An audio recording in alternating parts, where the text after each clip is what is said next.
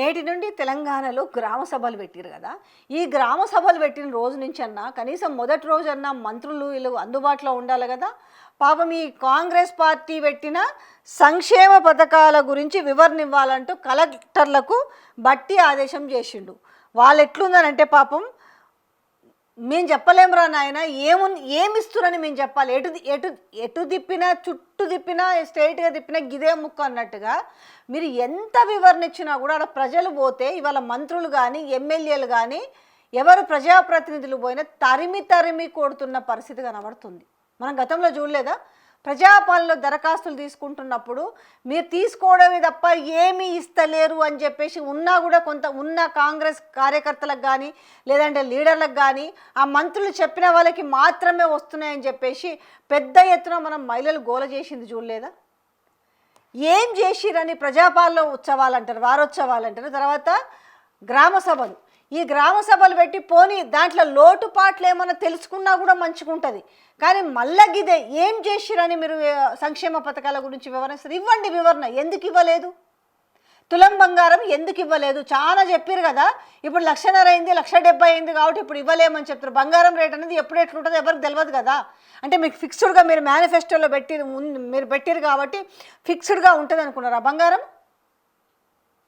మహిళలకు 2,500 రూపాయలు ఇస్తామని చెప్పారు, ఎందుకు ఇవ్వలేదు?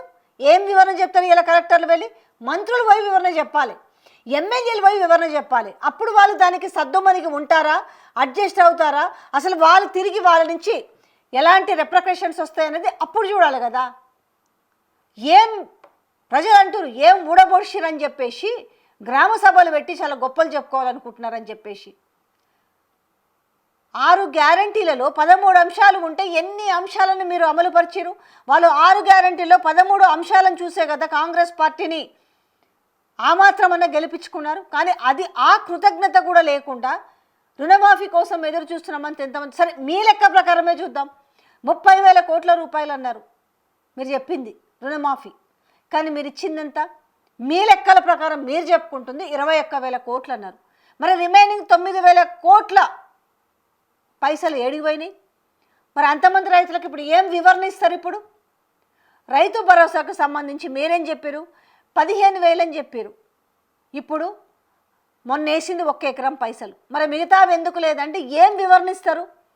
మహిళలకు 2,500 రూపాయలు ఇస్తామని చెప్పారు, ఏం వివరణ ఇస్తారు? ఈరోజు చదువుకునే పిల్లలకు స్కూటీలు ఇస్తామన్నారు, చదువుకునే పిల్లలకు విద్యా భరోసా కార్డు అని చెప్పారు, నిరుద్యోగ భృతి అని చెప్పారు. ఏ ముఖం పెట్టుకుని ఏం వివరణ ఇస్తారు చెప్పారు?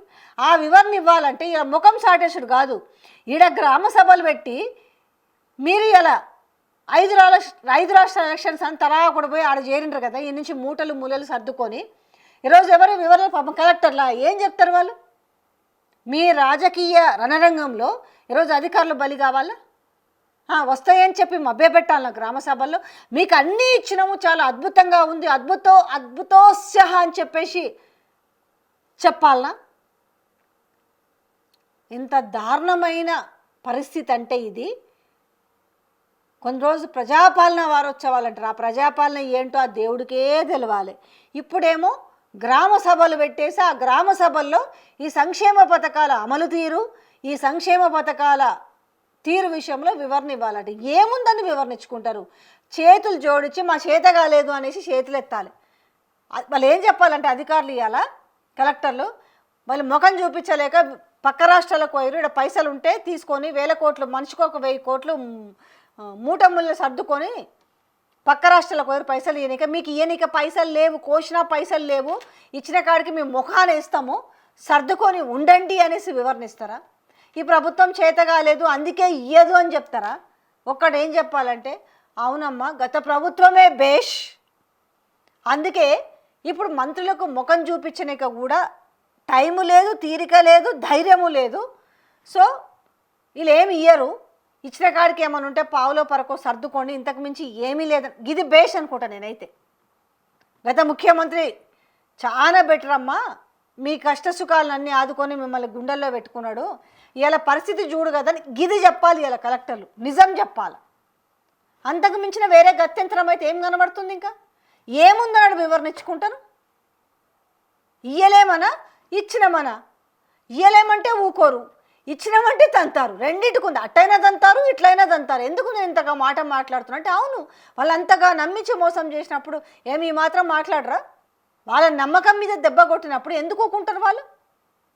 సో వీళ్ళ సంబరం గ్రామ సభలట, గ్రామ సభల్లోనే వాళ్ళు ఏందో చూపిస్తారు. పోయినరు ఒకసారి, అందుకే కదా ఎవరు కూడా ముఖం చాటేసి పక్క రాష్ట్రాల్లో తిరుగుతున్నారు.